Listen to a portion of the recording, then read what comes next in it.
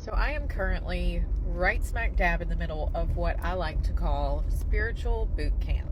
See, before I would have called this spiritual warfare. I would have been like, oh no, the enemy's out to get me. But now I'm like, wait a minute.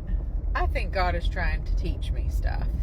This is not spiritual warfare. This is spiritual boot camp. For example, right now he's currently teaching me about healing and miracles. You can't learn about that kind of stuff if there's nothing to be healed. And walking through it has not been that fun because it means that you have to meet God in the impossible, or that he meets you in the impossible, rather. But my brain still has a tendency to want to think in formulas. Well, God, if I have authority and if you really meant that, then I should just be able to say it and the thing happens and then it's done. But that would be a formula, and God doesn't work in formulas. And one thing that he told me today is that I am teaching you to marinate in your belief. Because see, it's one thing to say you believe. Anybody can have belief in a fleeting moment. But when you're willing to sit in it, that's where real faith comes into play. And he said to me, if Noah told me that he believed that I would send the flood, but he never built the ark, what good would that have done?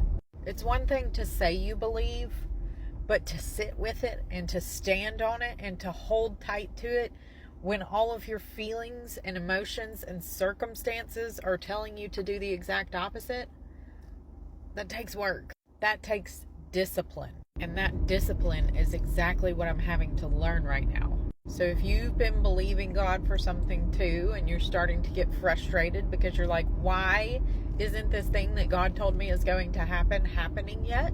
Don't get discouraged. You're not doing anything wrong.